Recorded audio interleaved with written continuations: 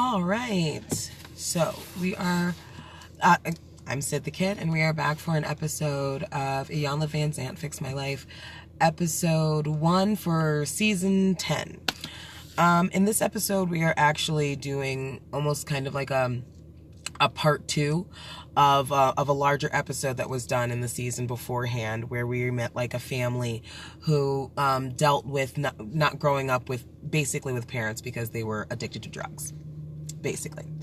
So out of the children, now they're back again because obviously they still have problems, and we're sitting in a room at this point with all of the siblings, and the mother hasn't yet joined them at this point. And Iyanla is basically just kind of going over their whole backstory. I did write just a couple of notes. So we have Marcus. I believe he is the second oldest. And right now he's dealing with suicidal ideations. And he had recently just tried to commit suicide. Now, Iyanla, while she was talking to him, she was trying to get him to, really kind of come out with it. Like, what was the reason for you attempting suicide? What were you going through? And he starts to get really, really upset. And then all of a sudden, suddenly he's just like, yeah, I fixed it. It's all done now. And Iyanla's like, if it can't be fixed, because if it hasn't yet healed, that's not the way anything works. And while they're kind of going back and forth,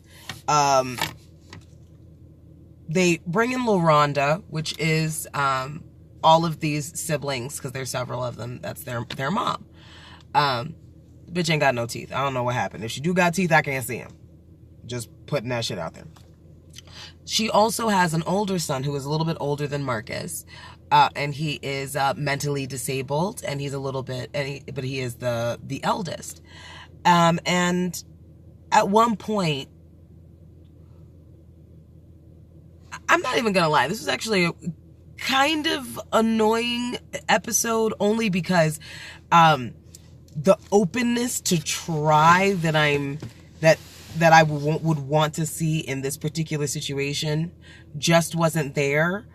We don't hear much from the mother in this episode, but I thought the things that she did was pretty telling. So while she and the older son are kind of going back and forth, they start talking about his sister, Kizzy. Kizzy steps into the room, and all of a sudden the older brother, who has mental challenges, says, "Mom, you've told me to my face that you don't like Kizzy. You don't like her." And then Mom basically gets upset because he's snitching. Even Iyanla's like, "You threw your mother under the bus." And I was like, "Yeah, well, you did do that. That's a fact."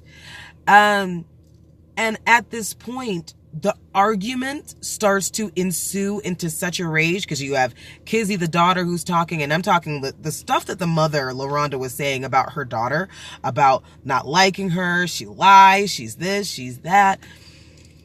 And I guess in the last episode where they were all on, Iyanla was asking for some promises from Kizzy, like, what do you want from out of a relationship with your mom? And she's like, well, I want to, go get our nails done. I want to spend like actual quality time.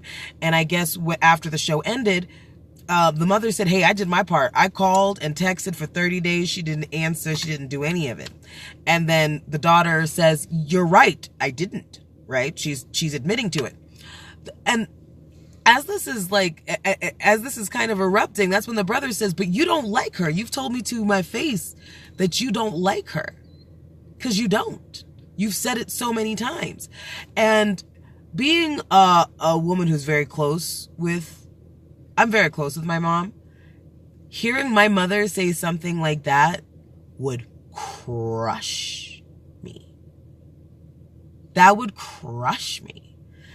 And I actually had to kind of take a moment to be like, oh, wow, Jesus Christ, what kind of example are we setting?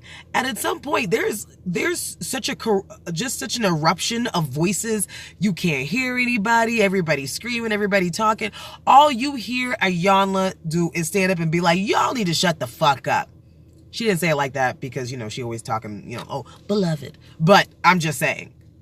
I'm giving you the translation. She was like, y'all gotta shut the fuck up. And basically, this is a pathology and the shit rolls downhill. So, Mom, I hold you completely responsible. I hold you completely responsible because you set the standard for this type of disrespect. If you want to go ahead and act like park apes, I was like, ooh.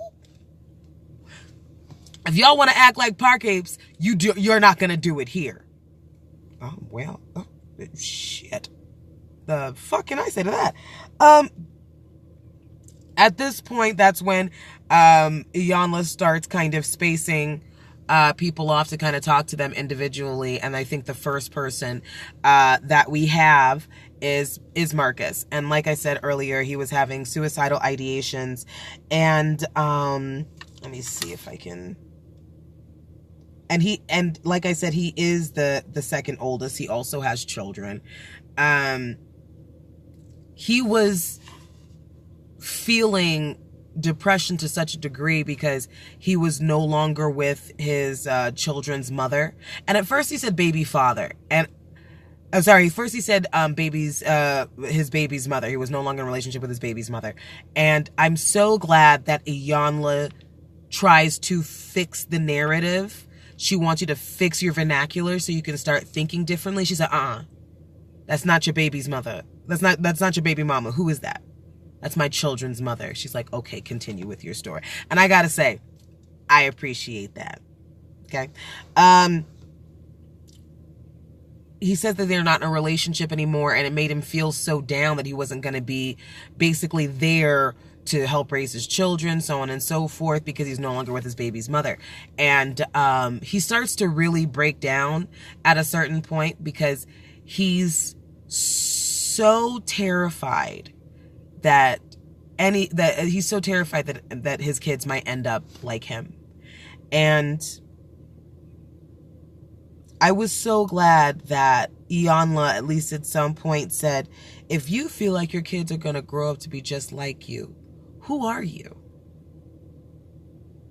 And the first thing he says is angry. But she was like, but what else? I understand that part because obviously we know kind of what we're here for.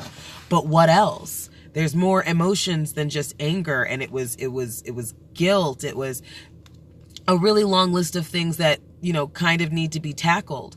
And at one point he says, I feel like he's going to be in this chair telling a worse story. Listen, when his voice started to break, that shit took me the fuck out. I was like, oh, there is just something so hard for me to watch in reference to, like, especially a black man really hurt over, his children. You know what I mean? And that I'm not gonna lie, that was actually kind of hard to watch.